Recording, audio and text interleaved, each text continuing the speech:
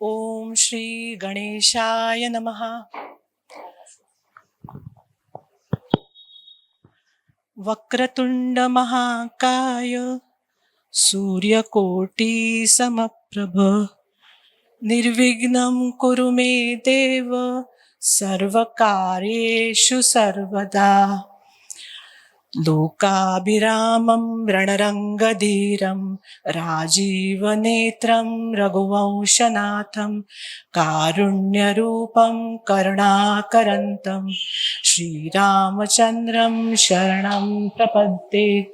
मनोजवं मारुततुल्यवेगं जितेन्द्रियं बुद्धिमतां वरिष्ठं वातात्मजं वानरयूथमुख्यं श्रीरामदूतं शरणं प्रपद्ये. जननीं शारदां देवीं रामकृष्णं जगद्गुरुं पादपद्मे तयो श्रित्वा प्रणमामि मुहुर्मुहुः. प्रणमामि मुहुर्मुहुः. नमस्कार. जय श्रीराम. आपल्या या राम मंदिराला यंदा 125 वर्ष पूर्ण होत आहेत. त्यानिमित्ताने या उत्सवात होणाऱ्या या प्रवचनमालेत मी आपल्या सगळ्यांचं खूप मनापासून स्वागत करते. आज मी आपल्याला एक खास परिचय करून देणार आहे. तो म्हणजे या प्रवचनमालेच्या प्रवचनकार सौ सरिताताई नरसिंह अवधानी यांचा. सरिताताई मूळच्या सोलापूरच्या, पण सध्या पुण्यामध्ये कोथरूड येथे स्थायिक आहेत. 2004 साली स्वप्नदृष्टांत होऊन त्यांना श्री गोंदवलेकर महाराजांकडून, ब्रह्मचैतन्य श्री गोंदवलेकर महाराजांकडून अनुग्रह मिळाला. त्याच्यानंतर प्रत्यक्ष गोंदवलेला जाऊन त्यांनी अनुग्रह घेतला. आपल्या सद्गुरूंना प्राणप्रिय असलेलं रामनाम त्यांनी श्वासाश्वासात इतकं जपलं की या गुरुमाऊलीने नामदासी असं नामकरण आपल्या या सरिता बाळाचं केलं. त्यानंतर साधारण जुलै 2004 पासून त्यांना काही अभंग रचना स्फुरत गेल्या, काही चिंतनात्मक लेख लिहिले गेले. असं स्वांत सुखाय त्यांचं हे लेखन चालू होतं. त्यानंतर श्री गोंदवलेकर महाराजांची प्रवचनांचं सार अभंग रूपाने त्यांनी लिहिलं आणि या पुस्तकाचं माणगंगातीरी असा या पुस्तकाचं त्यांनी प्रकाशन केलं. त्यानंतर स्वर आले जुळुनी या पुस्तकामध्ये त्यांनी भावगीतं, हिंदी फिल्मी गीतं, गझल यामधून उलगडणारं अध्यात्म हे मांडलं. नामावतार श्री गोंदवलेकर महाराज यांचं चरित्रबोधामृत असं चरित्रलेखन सुद्धा त्यांनी केलं. त्याचबरोबर विठ्ठल अंतरी या पुस्तकामध्ये त्यांनी सर्व संतांची चरित्र ही काव्यात्मक काव्य रूपाने मांडली. 2023 मध्ये प्रवास अनंताचा, आत्म्याचा प्रवास एक चिंतन असं ग्रंथसदृश पुस्तक त्यांनी गुरुपौर्णिमेच्या निमित्ताने प्रकाशित केलं. फार अप्रतिम अशी रचना आहे ही. अभंग आणि खाली निरूपण, ध्यानामध्ये श्री महाराजांचं त्यांना मार्गदर्शन मिळत गेलं. आधी अभंग रचना झाली, त्यानंतर त्याचं निरूपण लिहिलं गेलं. आपल्या या गुरुमाऊलीच्या कुशीत निवांत होऊन मिळणारा नामानंद हा इतरांनाही वाटावा या सद्गुरु प्रेरणेने, आपल्या या श्री रामरायाच्या कृपेने आणि आपल्या सद्भाग्याने आपल्याला हा सुवर्ण योग साधलेला आहे. आपण खरंच खूप भाग्यवान आहोत आज. आणि मी ही 3 दिवस ही प्रवचनमाला चालणार आहे. आज पहिला दिवस सूत्र आहे रामजीवनी जाणावा, उद्या श्री रामचरणी विसावा आणि परवाचं सूत्र आहे राम नित्य आचरावा. मी श्री राम मंदिर आणि आपल्या सगळ्यांतर्फे ताईंचं मनापासून अगदी विनम्र अभिवादन करून त्यांना मी विनंती करते की त्यांनी या प्रवचनाला सुरुवात करावी. धन्यवाद. नमस्कार. जय श्रीराम. जयाचा जनी जन्म नामार्थ झाला, जयाने सदा वास नामात केला. जयाच्या मुखी सर्वदा नाम कीर्ती, नमस्कार द्या ब्रह्म चैतन्य मूर्ति सद्गुरुनाथ महाराज की जय. जय जय रघुवीर समर्थ. श्रीराम. सर्वप्रथम माझ्या सद्गुरूंना वंदन करून आता मी आपल्या सर्वांच्या हृदयस्थ आत्मारामाला नमस्कार करते आणि आपल्या सर्वांच्या आशीर्वादाने 2 शब्द बोलायचा प्रयत्न करते. आपल्या अनंत शुभेच्छा, अनंत आशीर्वाद यामुळेच मी व्यक्त होऊ शकणार आहे. तेव्हा आपण आनंदाने जे काही माझ्या मुखातून येईल त्याचा स्वीकार करावा एवढीच सगळ्यांना प्रार्थना करते. आणि रामरायालाही मी अशीच विनवणी करते, रामराया तूच करता करविता आहेस, सर्व करवून घ्यावस. श्रीराम श्रीराम. आज ह्या मालवणच्या राम मंदिरात येण्याचा योग आला. 125 वर्षापूर्वी ह्या मंदिराची स्थापना झाली आणि याच्या मागे जी प्रेरणा आहे, श्रीमती सीताबाई रामकृष्ण कामत आजी, म्हणजे खरं तर आत्ता जे प्रशांत दादा आणि विजय दादा इथं आहेत त्यांच्या ह्या खापरपणजी लागाव्यात. पण मला ते खापरपणजी वगैरे म्हणायला जरा हे होते. मला माझा एक आवडता शब्द आहे, म्हणजे माझ्या नातवंड माझ्या आजीला पणजी आजी म्हणतात, तर माझ्या तोंडून तसाच शब्द येईल तर स्वीकार करून घ्या. तर ह्या ज्या पणजी आजी होत्या यांना हुबळी शहरातील संतश्रेष्ठ श्री सिद्धारूढ स्वामी महाराज यांचा वरदहस्त लाभलेला होता. अर्थात हे मंदिर स्थापन झालं त्यामागची सर्व कथा आपणा सर्वांना ती परिचित आहे. पण मला इतकं कौतुक वाटतं की इतक्या कालावधीपूर्वी कोणत्याही सोयी सुविधा उपलब्ध नसताना एकट्या बाईंनी फक्त सद्गुरूंवरच्या श्रद्धेपोटी हे सर्व मंदिराचं बांधकाम, रामरायाची मूर्ती आणण्यापासून सगळं करावं. आणि आता गेली 125 वर्ष हे सर्व कामत घराणं याची धुरा वाहून नेत आहेत आणि अतिशय प्रसन्नतेने आनंदाने ते हे सर्व कार्य करीत आहेत. त्यांचंही कौतुक आहे आणि माझ्या पणजी आजीचं सुद्धा मला खरंच खूप कौतुक वाटतं. तर सिद्धारूढ स्वामी हे हुबळी शहरातील एक अतिशय थोर असे संत होऊन गेले. तर सुरुवातीला त्यांच्याही चरणी, त्यांच्या स्मृतीला मी वंदन करते. श्री सिद्धारूढ स्वामी महाराज की जय. सत्व रज तम या त्रिगुणांवरती आणि षड्रिपूंवरती ज्यांनी पूर्ण ताबा मिळवलेला आहे आणि जे पूर्ण सिद्ध झालेले आहेत, म्हणून त्यांच्या सद्गुरूंनी श्री गजदंड स्वामींनी त्यांना सिद्धारूढ असं नाम दिलेलं होतं. त्यांच्या प्रख्यात शिष्या म्हणजे अलीकडं आपण म्हणतो त्या श्रीमती कलावती आई, त्याही अतिशय थोर अशा हरिभक्त आहेत. मी त्यांनाही वंदन करते.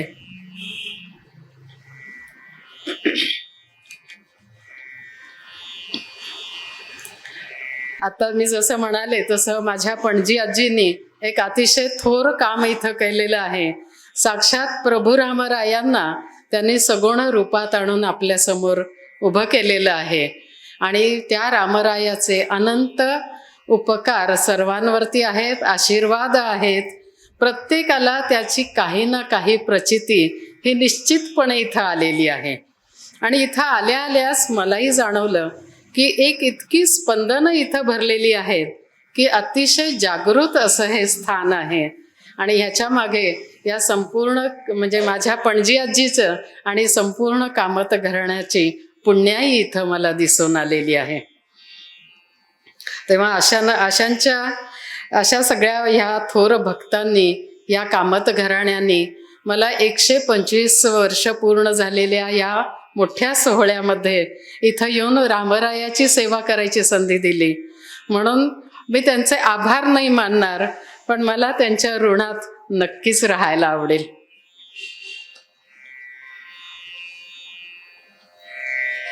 आणि आपणा सर्व मालवणवासियांचे सुद्धा मी अतिशय ऋणी आहे.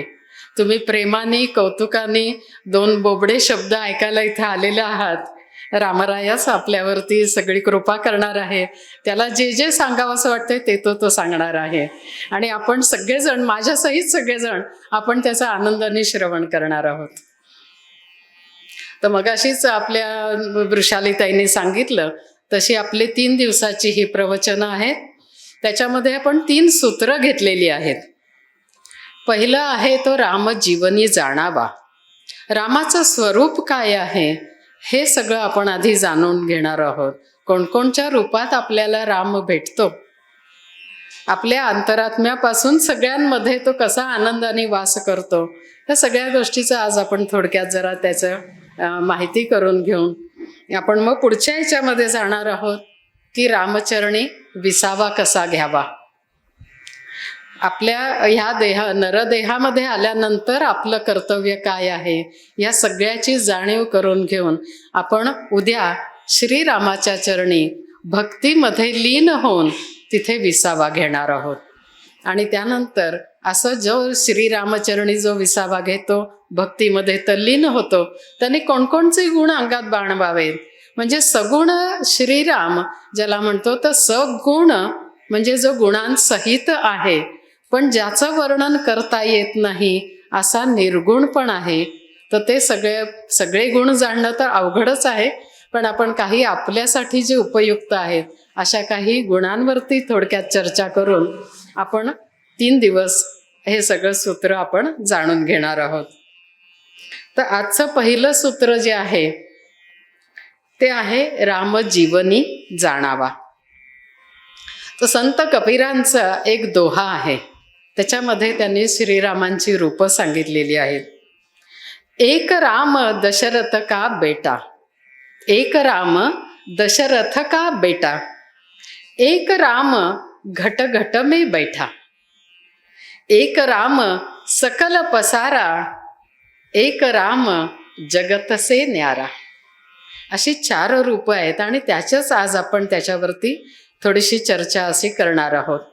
आणि हे जेव्हा माझं सगळं चिंतन चाललेलं होतं की आता मालवणमध्ये यायचंय आणि आपल्याला श्रीरामांच्या बद्दल काही थोडंसे विचार चिंतन मांडायचं आहे, तर ह्या प्रभू रामरायांचं गुणगान गायचं, ह्या सगळ्या आनंदात मी होते. काय काय आपण सांगणार, खरं तर बोलणारा तोच आहे. असं सगळं चिंतन चालू असताना मला एकदम आठवलं की आपण येणार आहोत ते मालवणमध्ये, कोकणच्या निसर्गात येणार आहोत. मग ह्या निसर्गामध्ये येऊन मला रामराया तुझं गुणगान गायचंय म्हणून एक सुंदरसं भावगीत जे म्हणतो आपण तसं आहे. पण मला त्या क्षणी वाटलं की ही मी रामरायाची प्रार्थनाच करीत आहे. तर मी थोडंसं सुरामध्ये गायचा प्रयत्न करते. मी काही गायिका नाही, पण मला हे गाणं अतिशय आवडतं आणि ही माझी प्रार्थनाच आहे आजची. तिन्ही लोक आनंदाने भरून जाऊ दे रे, तुझे गीत गाण्यासाठी, तुझे गीत गाण्यासाठी सूर लावू दे रे, तुझे गीत गाण्यासाठी. शुभ्र तुरे माळुनी आल्या, निळ्या निळ्या लाटा, रान फुले लेऊनी सजल्या या हिरव्या वाटा. या सुंदर यात्रेसाठी, या सुंदर यात्रेसाठी मला जाऊ दे रे, तुझे गीत गाण्यासाठी सूर लागू दे रे, तुझे गीत गाण्यासाठी. ही अशी प्रार्थना करते. खरं तर हे गाणं संपूर्ण गाणं अगदी पूर्ण निसर्गाचं सौंदर्य त्याच्यामध्ये भरलेलं आहे आणि तंतोतंत कोकणाचंच वर्णन ह्याच्यामध्ये आहे केलेलं. पण आपण फार त्या गाण्यामध्ये गुंतण्यापेक्षा आपण पुढे श्रीरामाच्या चरणी जायला लागूया.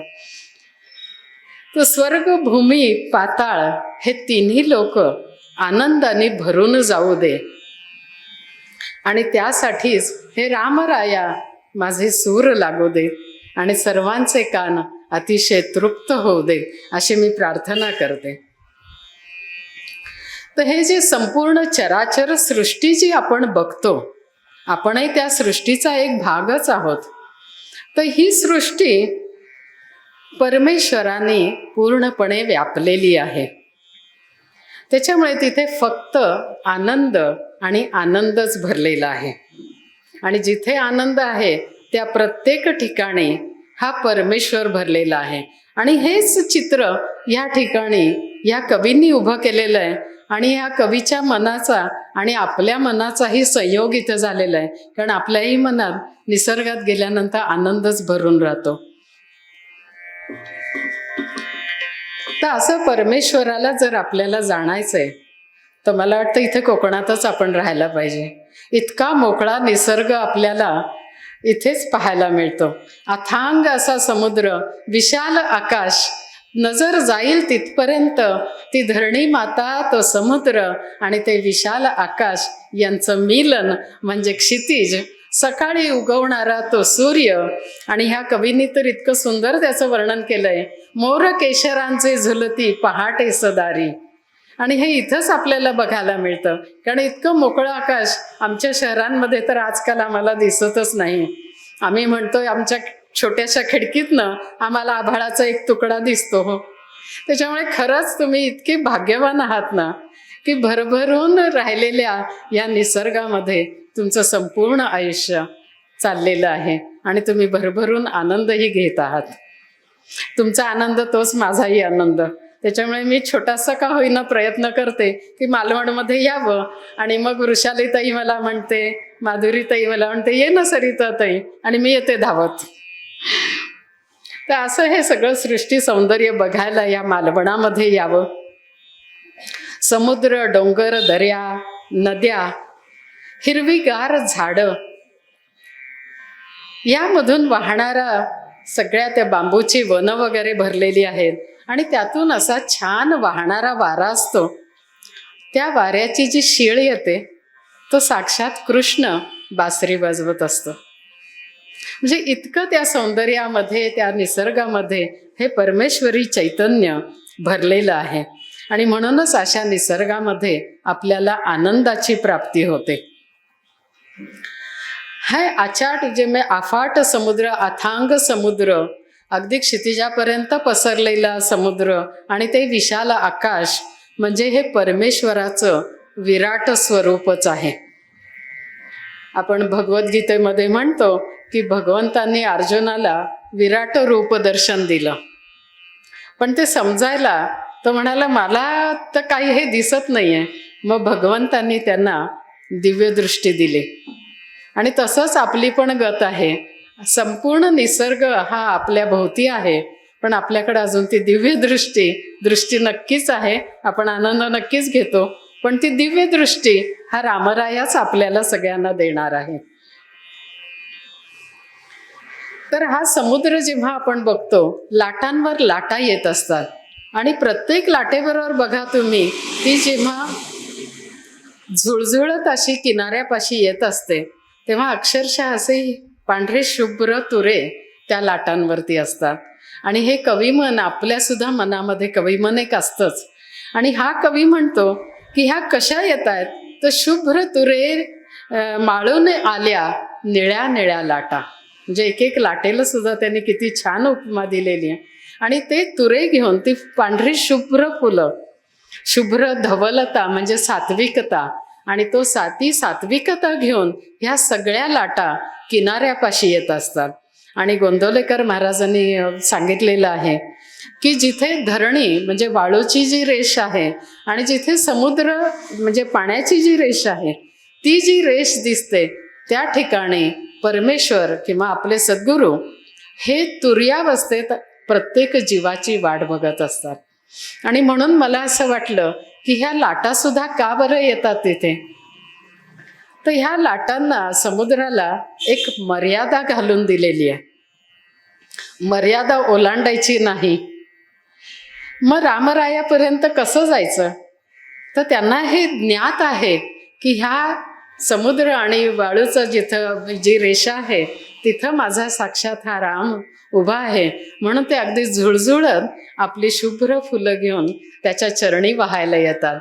ही एक प्रकारे त्या समुद्राची, त्या लाटांची मानसपूजा असते. मनाने ते सगळं अर्पण करत असतात असं मला वाटतं.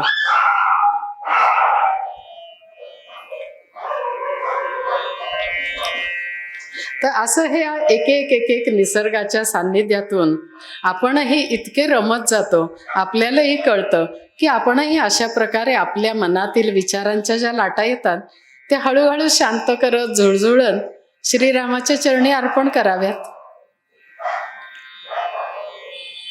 आणि असंच हे सगळं विचार चालू असताना निसर्गामध्ये येऊन रामरायाचं आपल्याला गीत गायचंय.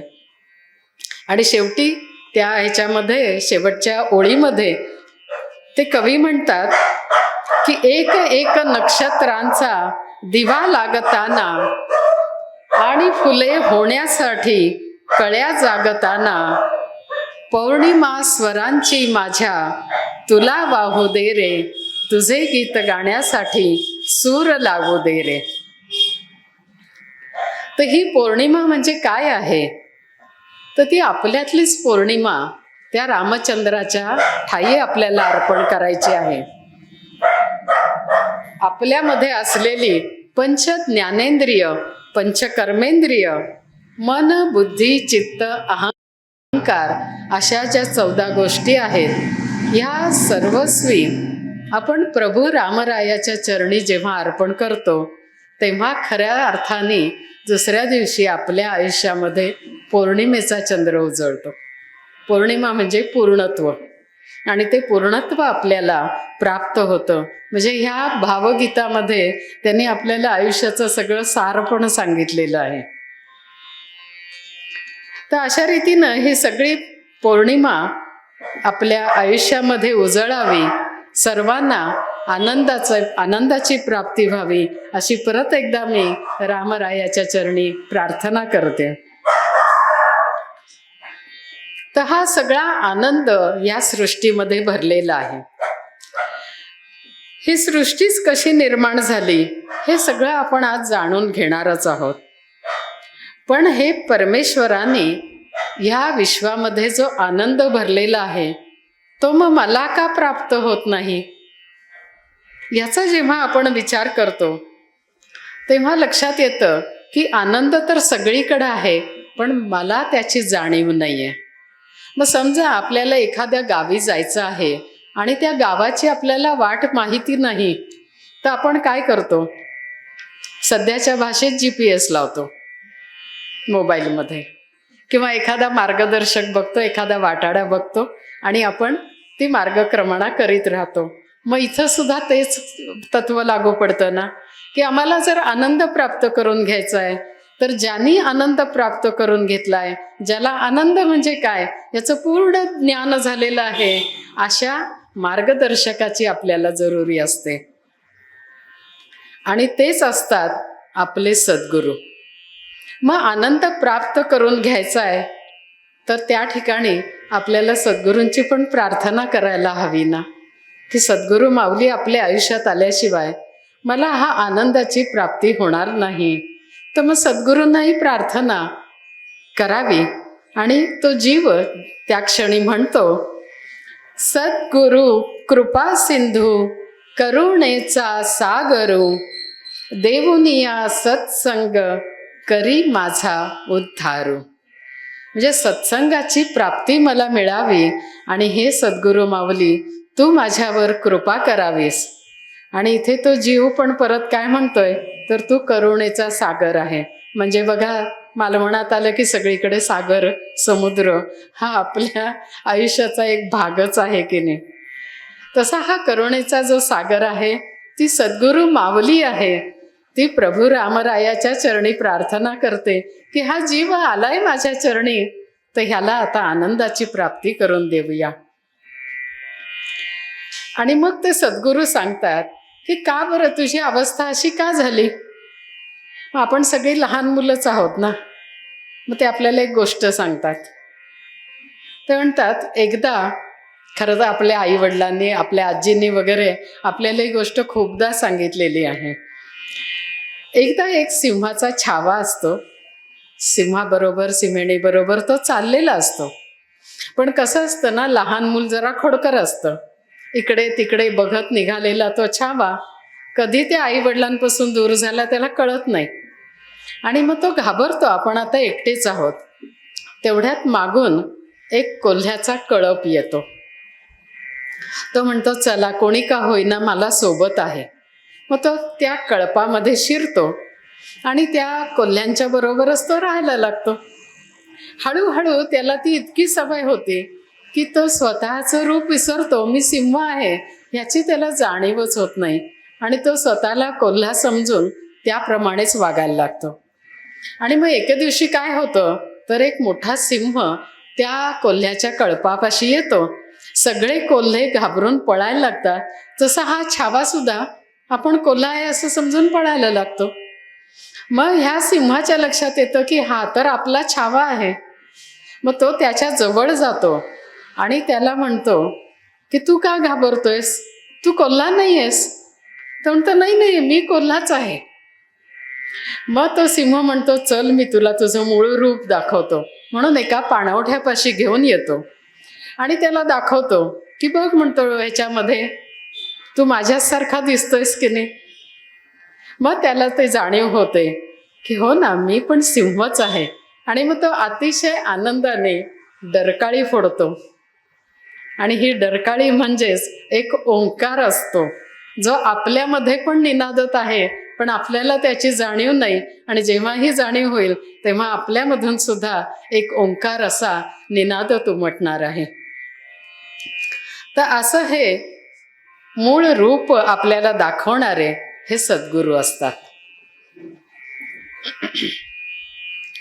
मग आपली म्हणजे ह्या जीवाची, प्रत्येक जीवाची ही अशी अवस्था का बरं झाली. तर काय झालं की परब्रह्माला जेव्हा स्फुरण झालं, म्हणजे तो एकटाच होता, मग त्याला वाटलं की आपण आता एकातून अनेक व्हावं आणि जरा आनंद घ्यावा, सगळ्यांशी खेळावं, सगळ्यांमध्ये मिसळून राहावं. एकटे पण किती दिवस हे सहन करायचं असं. आणि म्हणून त्यांनी हे विश्व निर्माण करायचं ठरवलं. आणि त्याच्यामध्ये जे त्यावेळेला स्फुरण झालं त्यातून हुंकार निर्माण झाला आणि या विश्वाची निर्मिती झाली. आणि हे विश्व निर्माण करायला जी शक्ती लागते तिला मूळ माया म्हणतात. आदी माया, मूळ माया, शक्ती स्वरूपिणी, ही जी सगळी देवींची आपण रूपं बघतो, तर ती शक्ती स्वरूपिणी काय आहे, तर तिच्यामध्ये ती शक्ती आहे की ती निर्मिती करू शकते. म्हणून शक्ती स्वरूपिणी ही मूळ माया. तर ही मूळ माया कशी आहे, तर ही त्रिगुणात्मक आहे. सत्व रज तम असे 3 गुण याच्यामध्ये भरलेले आहेत आणि पंचमहाभूतांनी तयार झालेली हे विश्व आहे. तर जीव जेव्हा या सृष्टीमध्ये जन्माला येतो त्यावेळेला त्याला आधी तर स्वतःचं ज्ञान असतं, परंतु जन्माला येताना त्या मूळ मायेच्या तावडीमध्ये तो सापडतो आणि तिथे त्याच्यावरती त्या मायेचा पगडा बसतो आणि तो स्वतःचं मूळ रूप विसरतो. जसं छाव्याची झाली गत, तशीच प्रत्येक मानवाची गत होऊन जाते. आणि मग तो परमेश्वराचा अंश असून सुद्धा परमेश्वरापासून वेगळा होतो, वेगळा समजायला लागतो आणि त्यातून त्याचा अहंकार जागृत होतो. अज्ञान जागृत झालेलं असल्यामुळं अहंकार जागृत झालाय. अज्ञान कोणचं, तर मी परमेश्वरापासून वेगळा आहे. मी म्हणजे देह आहे असा तो ह्या ठिकाणी समजायला लागतो. आणि हे सर्वात मूळ कारण आहे की आपल्याला आनंदाची प्राप्ती का होत नाही. आणि मग असा जीव जो असतो तो सिंह असून सुद्धा कोल्हा बनून ह्या विश्वामध्ये वावरत राहतो. आणि मग ह्या अज्ञानातून अहंकार जो निर्माण झाला आणि त्याच्यामध्ये जो देहभाव निर्माण झालेला आहे, तो देहभाव म्हणजे काय, तर मी आहे. मग मी भोवती हे सगळं मी, माझं आणि मला ह्या गोष्टी असतात. हे सगळं माझं आहे, हे मला प्राप्त व्हायला पाहिजे, या अनेक भावना त्याच्यामध्ये निर्माण होतात. आणि त्यातूनच काम, क्रोध, लोभ, मद, मोह, मत्सर असे षड्विकार त्याच्या भोवती फिरायला लागतात, जाळं विणतात. आणि त्याच्यामध्येच तो जीव गुरफटून जातो. मग हे सगळं कशासाठी निर्माण केलंय, तर परमेश्वराने माझं सुख मला सुख मिळावं, मला आनंद मिळावा म्हणून निर्माण केलंय. मग हे सगळं मलाच हवंय, दुसऱ्याला नाही मिळायला पाहिजे. म्हणजे इथं स्वार्थी बुद्धी, म्हणजे एक एक विकार आपल्यामध्ये कसे जागृत होत जातात ते आपल्या इथं लक्षात येतं. आणि मग सुख तर मिळवायचं आहे, पण सुखप्राप्ती ही काही क्षणापुरतीच टिकून राहिलेली आहे, ही चिरकाल टिकणारी नाही, हे त्याच्या लक्षात येतं. मग आज काय, मला अमुक अमुक गोष्ट केली, मला आनंद मिळाला, परत 2 दिवसांनी मला तेच करावंसं वाटतं, तोच आनंद, पण तो त्या क्षणी थोडासा कमी मिळतो. मग नाही, मग ही गोष्ट नाही. म्हणजे सिनेमात आनंद नाही मिळाला, आता मी नाटकाला जातो, नाटकातही नाही आनंद मिळाला, आणखीन तिसऱ्या ठिकाणी कुठल्या तरी विषयामध्ये मी जाऊन सुख शोधायचा प्रयत्न करतो. म्हणजे एका सुखातून, विषयातून दुसऱ्या विषयामध्ये, म्हणजे अखंड मनुष्य प्राणी हा सुखासाठी विषयांच्या पाठी धावत राहतो. आणि मग त्याला कळतच नाही की आता ह्यातून सगळ्यातून बाहेर कसं यायचं. मग त्यावेळेला तो सद्गुरूंच्या चरणी या सगळ्यातून मला बाहेर पडण्याचा मार्ग दाखवा अशी प्रार्थना करतो. मग तो शरण आलेला असतो, कारण त्याला मार्ग माहितीच नाहीये ना. आपणही केव्हाही रस्ता चुकलो तर आपण काही वेळ प्रयत्न करतो की बाबा इकडून जाऊन बघू, डावीकडनं, उजवीकडनं, पण सापडत नाही. आणि मग आपण गोलगोल फिरत राहतो. आणि मग एखादं कोणी दिसलं की आपल्याला बरं वाटतं की चला बाबा याला विचारू. हे विचारू म्हणणं सुद्धा एक प्रकारची शरणागतीच असते. आणि मग आपण त्याला विचारतो की मला मार्ग दाखवशील का. तो म्हणतो हो, असं जा ना, आता इकडून जा, उजव्या हाताला वळ, डाव्या हाताला वळ, आपल्याला मार्ग दिसतो. तसंच आहे, आपल्याला सद्गुरूंच्या चरणी गेल्यानंतर हो मी तुला मार्ग दाखवतो बाळा असं म्हणून ते आपल्याला जवळ घेत असतात. अतिशय प्रेमाने, वात्सल्याने, करुणेपोटी आणि अतिशय तळमळीने, कळवळ्याने सद्गुरू माऊली ही जीवाला जवळ घेत असते. आणि मग ते त्याची जिज्ञासा बघतात की खरोखर याच्या मनामध्ये जिज्ञासा आहे का, याला जाणून घ्यायचं आहे का. आणि मग ते सांगतात की एक काम कर, म्हणतात ते समोर जे झाड दिसतंय ना त्या झाडाखाली जा आणि त्याचं बीज घेऊन ये. तो जीव तिथे जातो, त्या झाडाखाली पडलेलं एक बीज उचलून आणतो. मग सद्गुरू त्याला म्हणतात तुला काय दिसतं याच्यामध्ये. तो जरासा हे होतो, म्हणजे हे काय बीजच आहे ना, ह्याच्यामध्ये काय दिसणार आहे. तो म्हणतो हे साधं एक छोटंसं बीज आहे. मग सद्गुरू म्हणतात हेच बीज जेव्हा आपण रुजवतो, जमिनीमध्ये लावतो, तर त्याच्यातनं केवढा मोठा वृक्ष निर्माण होतो. म्हणजे ह्या बीजामध्ये काय आहे, तर ह्या मोठ्या वृक्षाचं, झाडाचं रूप आतमध्ये दडलेलं आहे. आणि तसंच ते म्हणतात की ज्या परब्रह्म तत्वातून हे विश्व निर्माण झालं आहे, ते परब्रह्म म्हणजे एक बीज तत्व आहे. आणि त्या बीजातून हे पूर्ण विश्वाचं झाड निर्माण झालेलं आहे. आणि मग त्या जीवाला या विश्वाची उत्पत्ती कशी झाली, एका छोट्या अणुस्वरूप रूपातून हे एवढं दिव्य मोठं स्वरूप ब्रह्मांड कसं निर्माण झालंय, ही त्याची जिज्ञासा पूर्ण होते.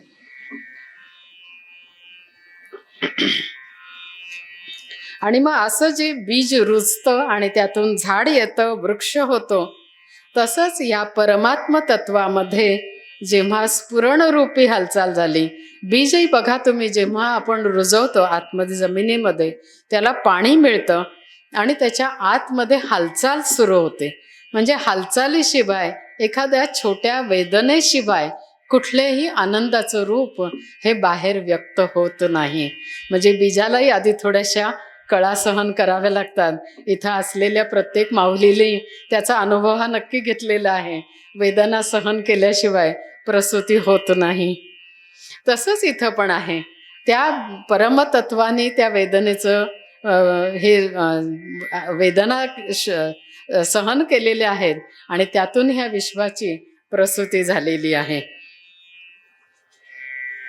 आणि मग आता तुम्ही सांगा की एखादं वडाचा झाडाचं जर बीज असेल तर त्याला आलेलं खोड, त्याला आलेल्या फांद्या, पानं, फुलं ही कुणाची असतात? ती आंब्याची असतात का? नाही. उंबराची असतात का? नाही.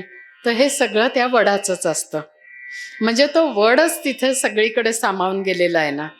मग ज्या परमतत्वातून हे विश्व निर्माण झालंय, तर मग ह्या विश्वामध्ये आहे कोण? ते परमतत्वच त्याच्यामध्ये सामावलेलं आहे ना. हेच आपल्याला ह्या छोट्या गोष्टीतून अतिशय सहज सोपं आपले सद्गुरू करून सांगत असतात. आणि मग हे जे चैतन्य स्वरूप आहे, ते जे आनंद रूप आहे परब्रह्माचं, ते या संपूर्ण विश्वाला व्यापून राहिलेलं आहे. आता हे स्वरूप पूर्णपणे त्याला उलगडून सांगायचं सद्गुरूंनी ठरवलेलं आहे. म्हणून मग ते एक रूपकात्मक गोष्ट सांगतात. मगाशी आपण म्हणालो तसं त्या परब्रह्माला एकटेपणाचा कंटाळा आला आणि त्याने ठरवलं की आता एकोहम बहुस्याम असा आपण संकल्प सोडायचा आणि आपणच अनंत रूप धारण करायची, अनंत रूपाबरोबर आपण लीला करायची आणि एक खेळ खेळायचा आणि आनंद घ्यायचा. मग आधी त्यांनी काय केलं तर सृष्टीची निर्मिती केली. मग ह्या सृष्टीमध्ये सुरुवातीला डोंगर, दऱ्या, नद्या, समुद्र अशी विविध रूप, वृक्ष, लता, वेली हे सगळं आधी त्याने निर्माण केलं. पण हे कुठेही हालचाल करणारं नाही ना. ज्या ठिकाणी आहे तिथंच आहे. मग आता खेळायचं कोणाबरोबर? मग काही थोडे प्राणी, पक्षी असे निर्माण केले. त्यांनी सृष्टी सौंदर्य बघितलं आणि ते भुर्र उडून गेले. परमेश्वराकडे कोण बघणार? प्राणी सुद्धा सगळे जंगल, हिरवीगार झाडं वगैरे बघून निघून गेले. आणि मग ज्या इंद्रिय देवता त्यांनी निर्माण केल्या होत्या, ज्यांच्याबरोबर त्या संयोगातून त्याला खेळायचं होतं, मग त्या इंद्रिय देवता म्हणाल्या, अरे हे काय म्हणे, आता आम्हाला ह्याच्याहून अजून काहीतरी चांगला हे दे, देह दे, की ज्या योगे आम्ही ह्या सगळ्या सृष्टीचा उपभोग घेऊ शकेल. मग त्यांनी गायीची निर्मिती केली. आणि मग इंद्रिय देवता आतमध्ये जाऊन बसल्या. मग परमेश्वराने त्याला विचारलं की काय दिसतंय तुम्हाला इथे? तर गाय म्हणाली, मला हिरवगार गवत दिसतंय, मला गोठा दिसतोय, मला बैल दिसतोय आणि मला हिंस्त्र श्वापद दिसत आहेत. मग त्याच्यानंतर ह्या देवता म्हणाल्या, आम्हाला ह्याच्याहून अजून काहीतरी चांगलं दे ना. मग परमेश्वराने विचार केला, म्हणाला आधी आपण गाईला निर्माण केलं, आता आपण घोडा निर्माण करू. म्हणून घोडा निर्माण केला. घोड्याला विचारलं, इंद्रियाच्या देवता सगळ्या आतमध्ये बसल्या. परत परमेश्वराने विचारलं की तुम्हाला काय दिसतंय इथं? घोडा म्हणाला, मला इथे तबेला दिसतोय, हिरवं गवत दिसतंय, घोडी दिसतीये आणि हिंस्त्र श्वापद दिसत आहेत. मग परत या देवता म्हणाल्या की परमेश्वरा, आम्हाला अजून काहीतरी चांगलं दे ना. बघा हा, इंद्रियांच्या देवतांची मागणी काय आहे? अजून दे, अजून दे. हे केव्हापासून आपल्या बरोबर आलेलं आहे. एक छोटीशी एक गंमत म्हणून सांगते मी. म्हणजे अजून देही वृत्ती आपल्यामध्ये कशी आलेली आहे, तर अजून काहीतरी दे ना, अजून काहीतरी दे ना. आणि ह्यातूनच पुढं ही सगळी स्वार्थबुद्धी, हे षडविकार, हे सगळे काम, क्रोध, वासना, विकार, विषय, हे सगळं आपल्याबरोबर तेव्हापासून आलेलं आहे. त्याच्यानंतर मग परमेश्वर म्हणाला, ठीक आहे, आपण आता असं करूया, मनुष्य प्राण्याला जन्माला घालूया. म्हणून मनुष्य देह त्यांनी निर्माण केला आणि त्याच्यामध्ये इंद्रिय देवता जाऊन बसल्या आणि त्या खुश झाल्या एकदम. परमेश्वरांनी म्हणलं, का बरं एवढ्या का खुश झाल्या, काय दिसतंय तुम्हाला? त्या म्हणाल्या, आम्हाला किती छान सृष्टी सौंदर्य पाहायला मिळतंय. डोंगर दिसत आहेत, दर्या दिसत आहेत, चांदण्या दिसत आहेत, चंद्र दिसत आहेत, तारे दिसत आहेत. आ हा हा, काय सृष्टीचा नजारा आम्हाला पाहायला मिळतोय. मग परमेश्वर म्हणाला, आधीचे जे देह दिले होते तेव्हाही हे सगळं होतंच ना, मग तेव्हा नाही का तुम्हाला दिसलं?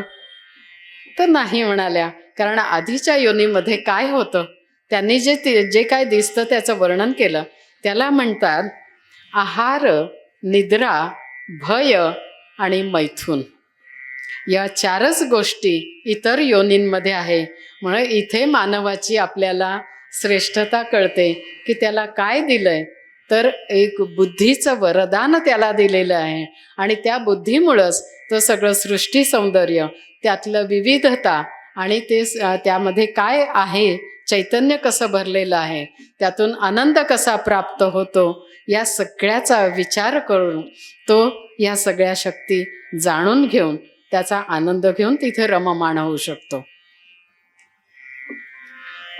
तर ह्या इंद्रिय देवता जेव्हा निर्माण केल्या आणि त्या प्रत्येक देहामध्ये परमेश्वरांनी त्यांना आतमध्ये वास करायला आतमध्ये पाठवून दिलं. मग आता ह्या सगळ्या इंद्रिय देवतांवरती कोणाचं तरी नियंत्रण हवंय ना. नाहीतर इंद्रियांच्या देवता ह्या जर सगळ्या सृष्टी सौंदर्यात आणि विषयातच व्हायला लागल्या तर ह्यांना परत माझ्याकडे कोण घेऊन येणार. म्हणून त्यांनी अंतरात्मा किंवा ज्याला आपण आत्माराम म्हणतो, त्या आत्मारामाची हृदयामध्ये स्थापना केली आणि तो आत्माराम इथे सर्वांवरती नियंत्रण ठेवत असतो. मग हा जर आत्माराम आपल्यामध्ये असेल तरच इंद्रियांच्या हालचाली आहेत. आत्माराम नसेल तर काय होतं, आपण सर्वजण जाणता, सगळं थंडावलेलं असतं. मग आता हा मनुष्य आपल्या बुद्धीचा वापर करून आपला शोध घेणार, हे जेव्हा लक्षात आलं तर मग आता कुठंतरी आपला खेळ सुरू करायला पाहिजे. मग आपण लपून बसलं पाहिजे. म्हणून परमेश्वराने ठरवलं की आता आपण कुठेतरी लपायचं. मग कुठे समुद्राच्या तळाशी लपायचं का पर्वताच्या एकदम कड्यावरती लपायचं. पण लक्षात आलं की मानवाला एवढी बुद्धी दिली आहे, तो कधी ना कधी तिथपर्यंत पोचणारच. त्याच्यापेक्षा आपण असं करू, त्याच्या आतच लपून बसू. म्हणजे तो काय तिथे हुडकणार नाही, हा बाहेरच हुडकत राहणार. म्हणजे कायम आपण बाह्य विश्वामध्ये कसे रमलेलं असतं हे इथं त्याचं आपल्याला बीज कळून येतं. मग असा हा जीव जेव्हा जन्माला येतो तेव्हा खरं तर आतमध्ये हा जो आत्माराम आहे तो संपूर्ण ज्ञान स्वरूप आहे, तो परमेश्वर स्वरूप आहे. त्याच्यामुळे जन्माला येताना आईच्या गर्भामध्ये असताना तो म्हणत असतो सोहम सोहम सोहम, म्हणजे मी तोच आहे. ही जाणीव तिथं असते. पण ज्या क्षणी तो मायेच्या तावडीत सापडतो त्या क्षणी तो म्हणायला लागतो कोहम कोहम, मी कोण आहे. आणि मग त्याला वाटतं की मी म्हणजे देह आहे. हे आपण मगाशी सगळं बघितलं. आणि मग त्या ज्या देह भावनेतून ज्या वासना कामना निर्माण झाल्या, ज्या मनामध्ये इच्छा निर्माण झाल्या, त्या प्रत्येक इच्छा कामनेच्या वासनेच्या पोटी त्या पूर्ण करण्याच्यासाठी म्हणून हा जीव सतत धडपडत असतो. आता आपण प्रभू रामरायांच्या समोर आहोत. तर रामायणातलं मोठं आपण जे बघितलेलं आहे घटना, ती म्हणजे रावणाच्या मनात इच्छा निर्माण झाली. आणि पुढचं रामायण आपल्याला सगळ्यांना माहिती आहे, आपण हे पुढे बघणारच आहोत. पण इच्छा निर्माण झाली की पुढं काय काय होतं तर हे त्याच्यामध्ये कामवासना, मोह, लोभ असे सगळे विकार त्याच्यामधून त्याची सुरुवात व्हायला लागते. मग ह्या ज्या वासना असतात ह्या म्हणजेच अक्राळ विक्राळ राक्षसी रूपच असतं. वासना ही अगदी थोडक्यात कधीच नसते. वासना ही पण बीजरूपातच आहे, सूक्ष्म रूपात आहे, पण ती अतिशय राक्षसी रूप धारण करून ती आपल्यावरती ताबा मिळवते आणि आपण हतबल होऊन जातो त्या वासनांच्या पोटी. खरं तर त्या वासनांवरती आपल्याला ताबा मिळवता आला पाहिजे, परंतु आपण इतके म्हणजे एखाद्याचं बल म्हणतो ना, ते त्यांचं बलापोटी आपण घाबरून जातो आणि त्यांचेच होऊन राहतो. तसं त्या वासनेचंच आपण एक होऊन जातो आणि वासनेपोटीच जगत राहतो. त्या वासनांच्या पूर्तीसाठी धडपड करत राहतो.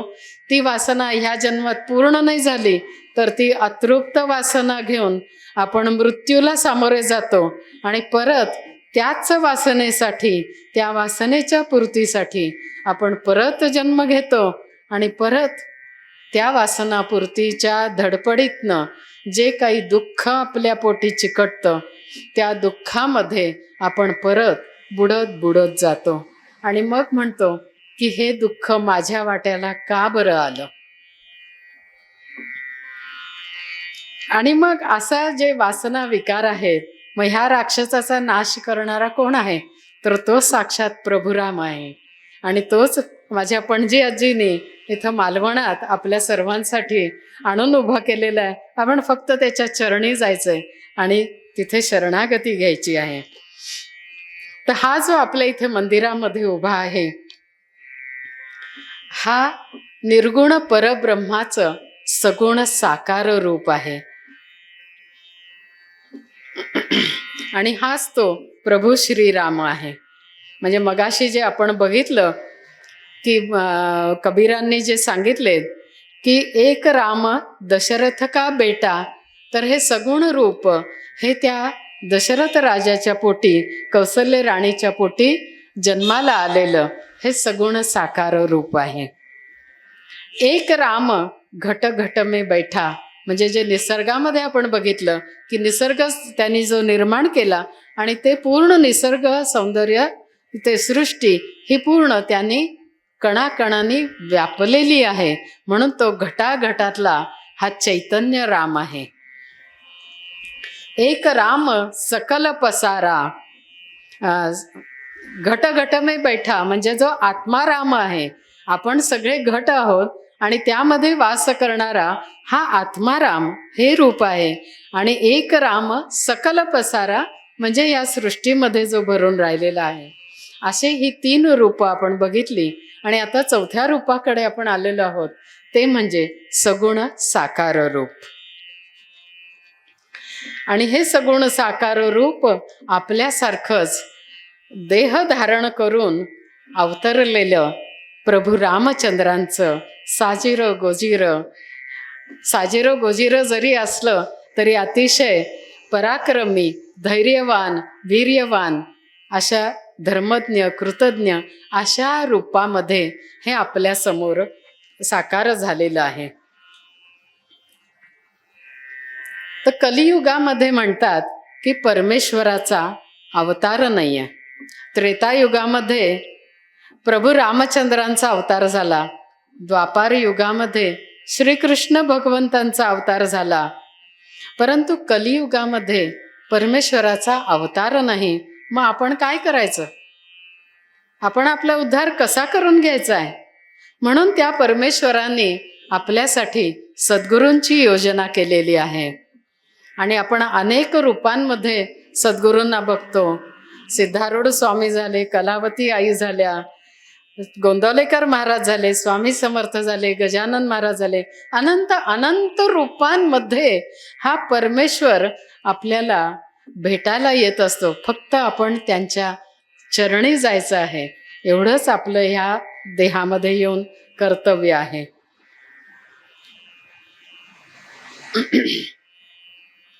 तर ह्या एका छोट्याशा अभंगामध्ये ह्या सगळ्या सृष्टीच्या याचं वर्णन 1-2 ओळींमध्ये मी तुमच्या समोर मांडते. तो परमेश्वर सांगतो आहे की मीच रे अजन्मा, मीच अविनाशी, मीच निर्मियेले जगत सारे. मीच विस्तारलो सृष्टी प्रसवोनी, विश्वात भरलो चैतन्य रूपे. मीच रे निर्गुण आणि निराकार, सगुण साकार जाहलो मी. तुझ्याच अंतरी शुद्ध आत्मतत्व, तेच माझे रूप चैतन्यमयी. अशा रीतीनं हे सगळं आपण ही 4 तत्व आज इथे जाणून घेत आहोत. मग ह्या देहबुद्धीच्या कारणे म्हणजे देहभाव जो आपल्या मनामध्ये निर्माण झालेला आहे, त्यामुळे आपल्याला ह्या आत्मतत्वाची, परमतत्वाची विस्मृती झालेली आहे. मग ज्या वेळेला आपण सद्गुरूंच्या चरणी विसावा घेतो, शरणागती घेतो, त्यावेळेला सद्गुरूंच्या चरणी गेल्यावर काय होतं तर सद्गुरूचं देती आत्मतत्वज्ञान गुह्य ये कळोन त्यांचे पाशी. सद्गुरूंपाशी आपल्याला काय काय प्राप्त होतं, काय काय मिळतं. सदाचार मर्म, नीती आणि धर्म, कळे सारे वर्म सद्गुरू संगे. नामदासी म्हणे सद्गुरूंच्या संगे, दूर करू अज्ञान गुरु कृपे. मग असा जीव हा सद्गुरूंच्या चरणी जातो आणि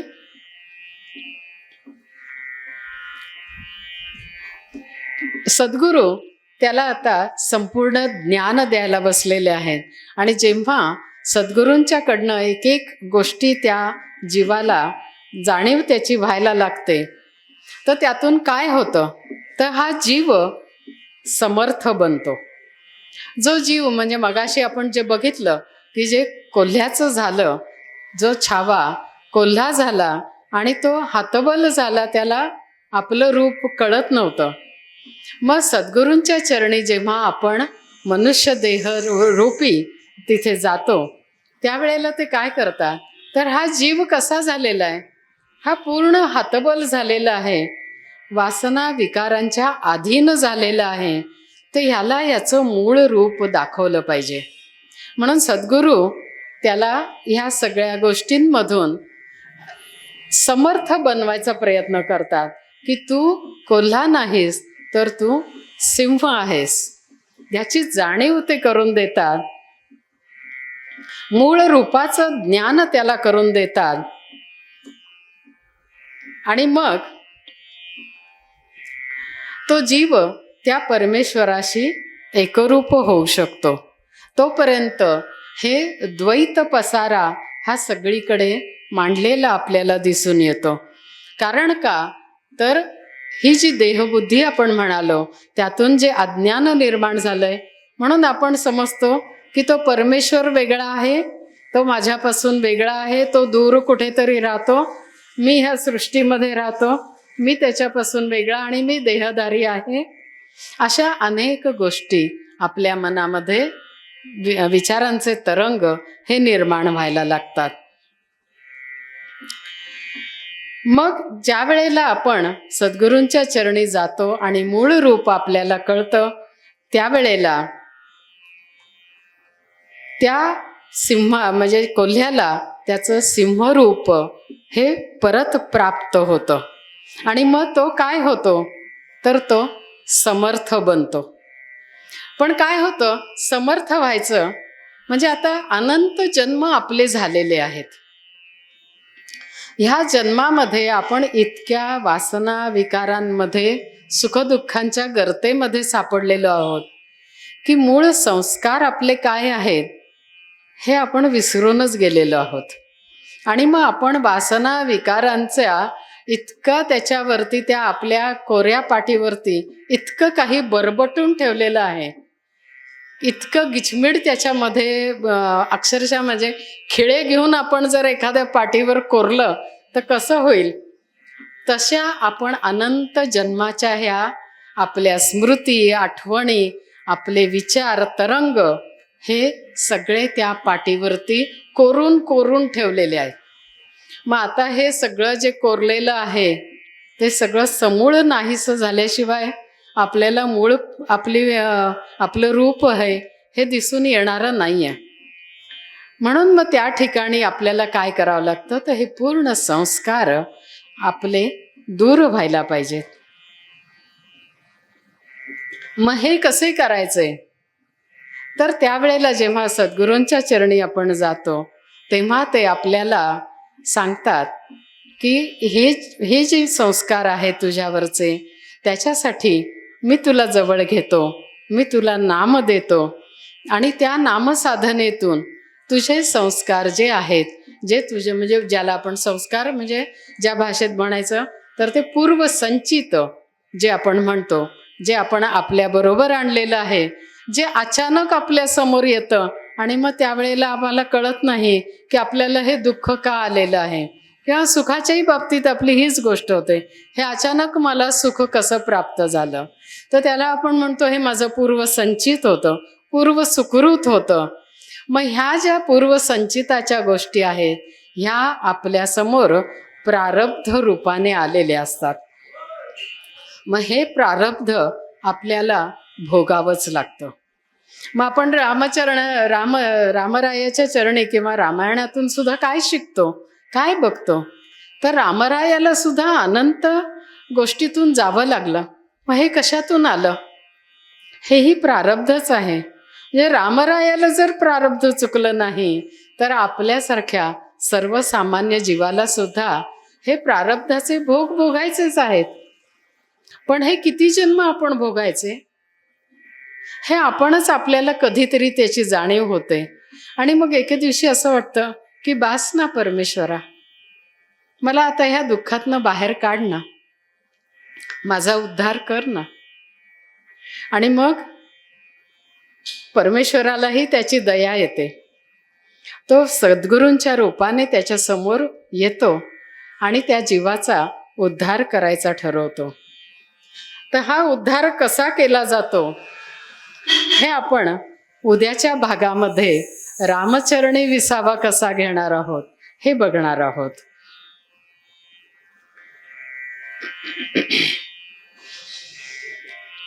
आणि मग हा जीव जो आहे तो आता सद्गुरूंच्या चरणी अनन्य भावाने प्रार्थना करत आहे. आणि आपणही सद्गुरूंची प्रार्थना करूया आणि मग नंतर नामाचा गजर करूया. अतिशय तळमळीने आणि कळकळीने हा जीव त्रिविध तापात पोळून निघालेला असतो. त्रिविध ताप म्हणजे आधी भौतिक, आध्यात्मिक, आधी दैविक. म्हणजे दैवी शक्तींचे पण आघात होतात, आपल्या शरीराच्या माध्यमातून होणारे आघात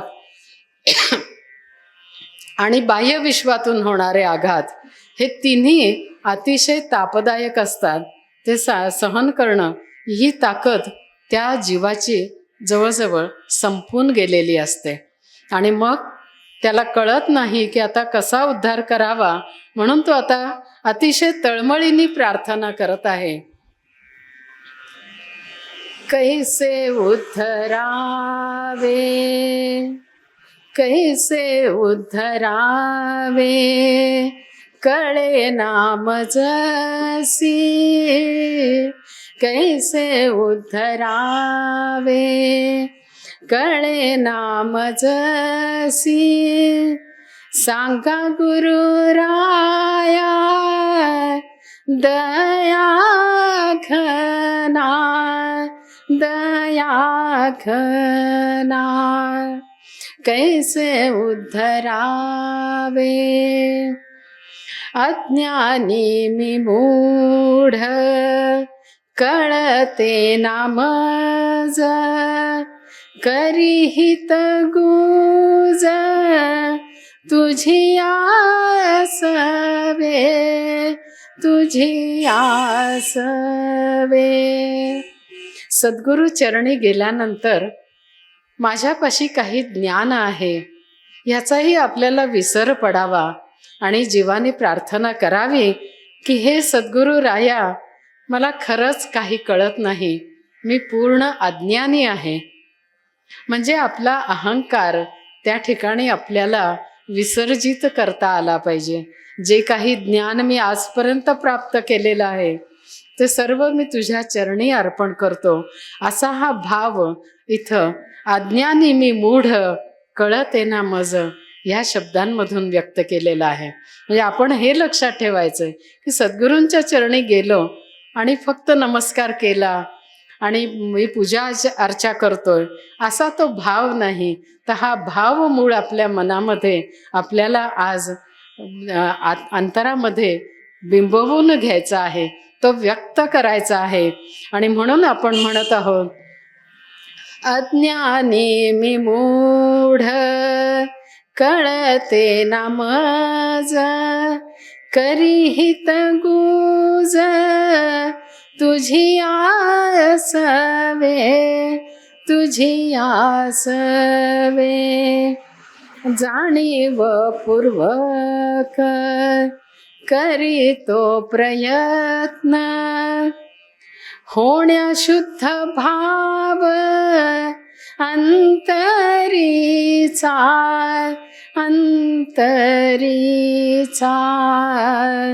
कैसे उद्धरावे सांगा गुरुराया. अंतरीचा भाव शुद्ध होणं हे सगळ्यात महत्त्वाचं आहे. म्हणून मगाशी जे म्हणालो की आपले जे पूर्वसंस्कार आहेत ते सगळे आपल्याला जाळून टाकायचे आहेत आणि अतिशय शुद्ध स्वच्छ असं आपलं अंतःकरण करायचं आहे. आणि जेव्हा आपल्या मनामध्ये शुद्ध भाव दाटून येतात तिथून आपली उन्नती प्रगती ही होत राहते. एक निरभ्र आकाश जे असतं, मगाशी मी म्हणाले की ह्या कोकणामध्ये आल्यानंतर आपल्याला तो अथांग समुद्र दिसतो आणि विशाल आकाश दिसतं. त्या आकाशामध्ये जर मळभ भरलेलं असेल तर आपल्याला ते निरभ्र आकाश दिसतं का? त्या चांदण्या दिसत नाही, मग आपल्याला तो आनंद प्राप्त होतो का? मग तसंच आपल्या मनाच्या आकाशात जर हे वासना विकारांचे ढग तयार झाले असतील, गोळा झालेले असतील, तर ते आपल्या मनाचं आकाश निरभ्र होईल का? म्हणून आपल्या अंतरीचा भाव हा सगळा आपल्याला शुद्ध करायचा आहे. पुढे तो जीव म्हणतो, उपदेशामृती उपदेशामृती लावून या वात ज्ञानदीप नित्य उजळावा उजळावा पडावा उजेड सरावा अंधार सारा हंकार जळूनी जावा जळूनी जावा. या माझ्या अंतरामध्ये आत्मज्ञानाचा उजेड पडावा आणि माझं सगळं अज्ञान अंधकार जे आजपर्यंत जन्मजन्मी मी साठवलेलं आहे ते सगळं जळून जावं अशी रामरायाच्या चरणी प्रार्थना करायची. आणि सद्गुरुरायांना पुढे प्रार्थना करायची, पडावा उजेड सरावा अंधार सारा हंकार जळूनी जावा जळूनी जावा. हे सद्गुराया शरण मी तुझला, हे सद्गुरुराया शरण मी तुझला. उद्धारावे मजला कृपावंता कृपावंता. हे सद्गुराया शरण मी तुम्हा.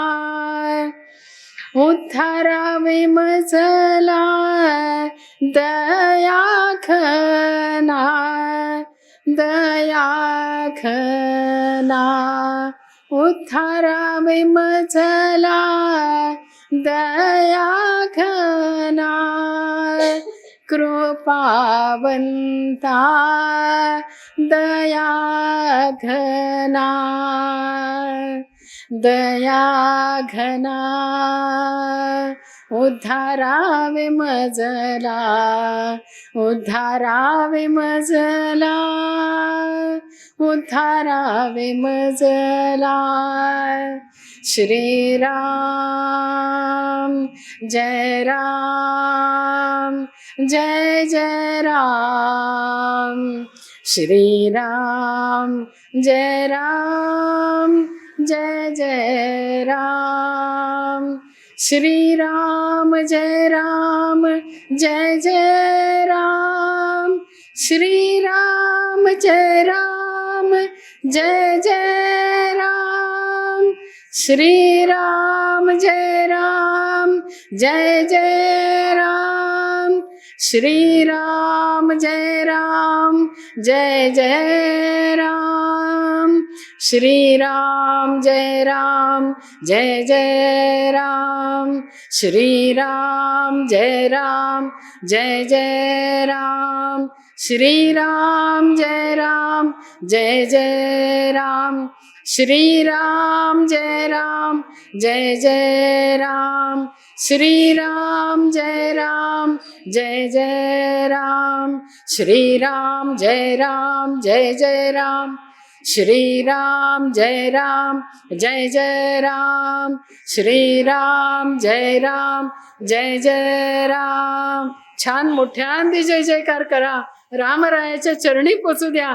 श्रीराम जय राम जय जय राम श्रीराम जय राम जय जय राम श्रीराम जय राम जय जय राम श्रीराम जय राम जय जय राम श्रीराम जय राम जय जय राम श्रीराम जय राम जय जय राम श्रीराम जय राम जय जय राम श्रीराम जय राम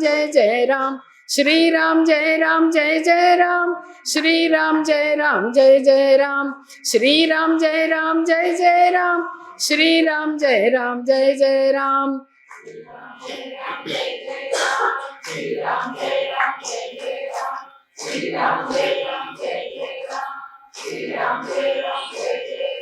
श्रीराम श्रीराम श्रीराम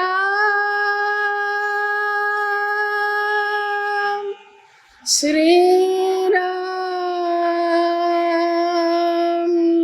श्रीराम श्रीराम. सद्गुरुनाथार्पणमस्तु. प्रभु रामचंद्रार्पणमस्तु. श्रीराम.